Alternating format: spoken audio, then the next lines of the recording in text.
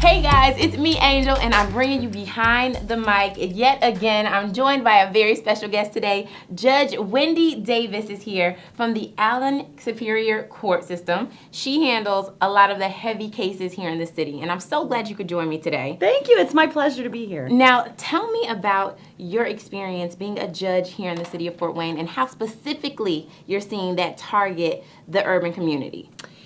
Well, I'm not sure it targets the urban community, but what I do see is a lot of our urban youth and a lot of our urban community getting caught in the criminal justice system.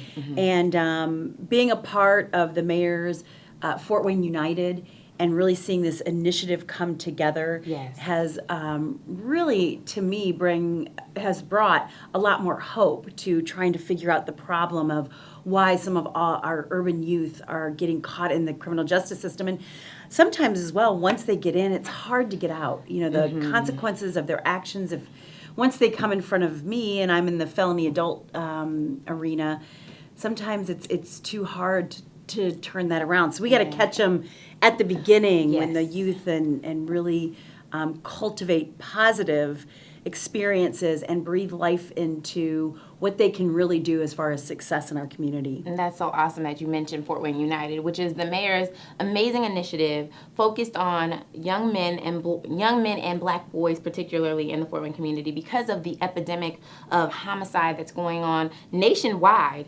And so this is such an amazing opportunity for Fort Wayne to have our mayor, Tom Henry, develop this initiative incorporating great leaders in the community like yourselves to not just, come in as needed, but really charge to really make this initiative impactful. Right. So I know part of the Fort Wayne United program is they bring the boys into your courtroom. And it's not a mocked up situation. They're actually experiencing a real court experience in your courtroom. Correct. Tell me what that is like for you.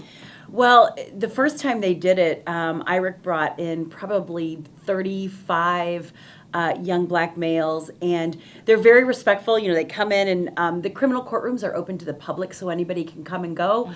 I don't kick anybody out of my courtroom unless they're disruptive or they're disrupting.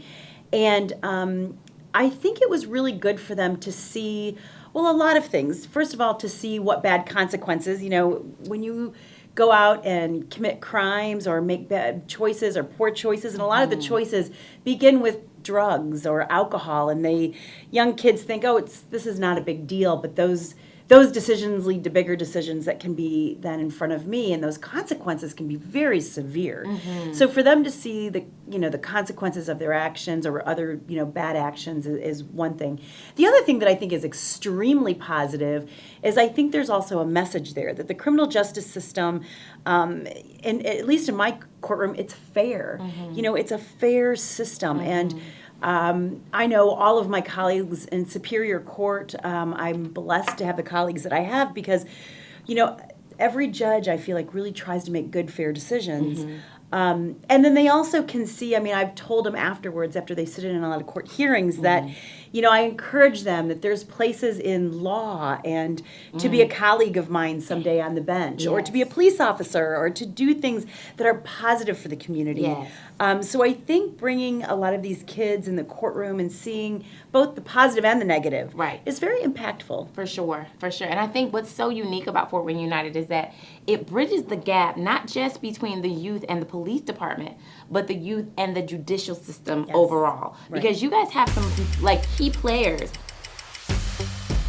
So it's so impactful to me to see this program. It's so unique because not only is it bridging the gap between the youth and the police department, but truly forging a relationship between the youth and the judicial system. And you guys have some key players that participate in making Fort Wayne United what it is. Who are some of those key change agents from the judicial side of the city that are really involved in Fort Wayne United?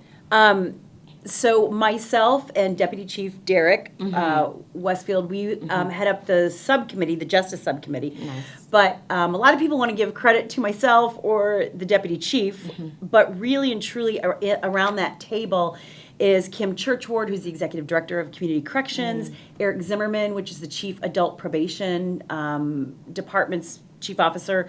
We have lawyers. We have magistrate David Zent, who's a magistrate that works with me in the criminal division. We've got Mike McAlexander, who's the chief deputy of the prosecutor's office, sitting around the table. Wow. We Wow. also have Bob Brubaker, who's the chief probation officer for the federal system. So he's a federal.